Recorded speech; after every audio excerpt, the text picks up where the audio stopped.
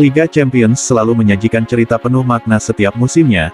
Kompetisi bergengsi antar klub di benua Eropa tersebut, diikuti klub terbaik Eropa yang akan selalu dinanti penikmat sepak bola. Salah satu musim yang mungkin paling diingat oleh penggemar Chelsea adalah musim 2011-2012 di mana waktu itu Chelsea berhasil mempersembahkan trofi Liga Champions pertama bagi para pendukungnya. Trofi itu seolah menjadi obat bagi luka kegagalan mereka 4 tahun sebelumnya, yakni saat kalah dari sesama tim asal Inggris Manchester United. Kala itu sebenarnya Chelsea mempunyai kesempatan emas untuk menggondol trofi kuping besar pertamanya, namun sayang sang kapten John Terry yang saat itu menjadi algojo kelima harus terpeleset saat mengambil sepakan penalti, sehingga sepakannya gagal masuk ke gawang MU. Pada akhirnya Stadion Luzhniki menjadi saksi atas kemenangan kubu Setan Merah. Meski gagal, Chelsea sukses keluar sebagai pemenang di kesempatan berikutnya, tepatnya 4 musim berikutnya. Perjalanan Chelsea musim itu juga tidak mudah. Di babak penyisihan grup mereka harus lebih dulu melewati hadangan tim-tim seperti Bayer Leverkusen, Valencia dan Genk di grup E. Setelah melakoni 6 pertandingan baik kandang dan tandang, akhirnya Chelsea keluar sebagai juara grup, dengan memperoleh keunggulan 11 poin. Klub asal London Barat ini melaju ke babak 16 besar didampingi perwakilan asal Jerman Bayer Leverkusen. Di babak 16 besar pasukan Chelsea harus berhadapan dengan wakil dari Italia Napoli yang lolos dari grup A dengan status runner-up. Pertandingan leg pertama Napoli mengalahkan Chelsea dengan skor 3-1. Banyak yang memprediksi bahwa Chelsea tidak akan lolos. Situasi London Biru diperparah di depaknya Andre Villas-Boas dari kursi manajer. Di laga kedua yang berlangsung di Stamford Bridge, John Terry dan kawan-kawan dipimpin oleh pria asal Italia Roberto Di Matteo, yang sebelumnya merupakan asisten Villas-Boas. 2 gol cepat Didier Drogba di menit 28 dan Terry menit 47 membuat asa tuan rumah mengembang. Namun mereka sempat terdiam ketika dikejutkan gol Gökhan Inler di menit ke-55. 20 menit kemudian penalti Frank Lampard membuat seisi stadion kembali bergemuruh. Pertandingan pun dilanjutkan dalam babak perpanjangan waktu. Pada fase ini gol Ivanovic di menit ke-105 membuat Chelsea lolos dari lubang jarum. Di perempat final Chelsea menjamu wakil dari Portugal Benfica. Chelsea tak terlalu menemui kesulitan. Mereka sukses melenggang mulus dengan menyapu 2 kemenangan, 1-0 di kandang Benfica dan 2-1 di Stamford Bridge. Setelah sukses membungkam Benfica, ujian terberat Chelsea tak pelak adalah saat bersua sang jawara bertahan Barcelona di semifinal. Disinilah ujian Di Matteo selanjutnya.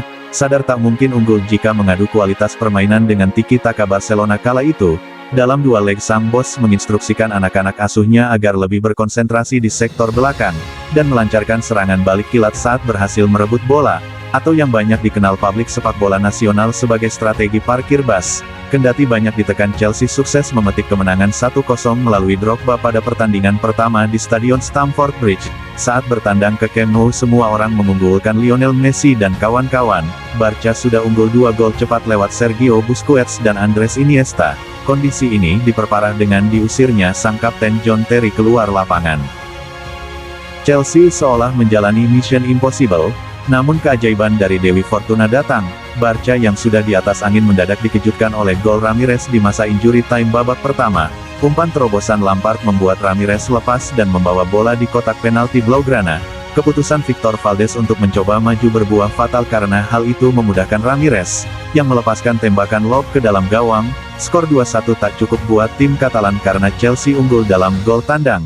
Namun bombardir serangan yang Barca lancarkan tak kunjung berbuah gol, termasuk penalti Lionel Messi di babak kedua, yang hanya membentur mistar. Chelsea yang terus bertahan mampu menyamakan kedudukan. Fernando Torres yang masuk sebagai pengganti di menit 80 melakukan sprint sendirian setelah mengambil bola sapuan Ashley Cole. El Nino pun dengan dingin mengecoh Valdes dan melesakkan gol penyeimbang pada injury time. Chelsea sukses menuntaskan dendam di semifinal 2009 dan melangkah ke partai puncak untuk kali kedua sepanjang sejarah.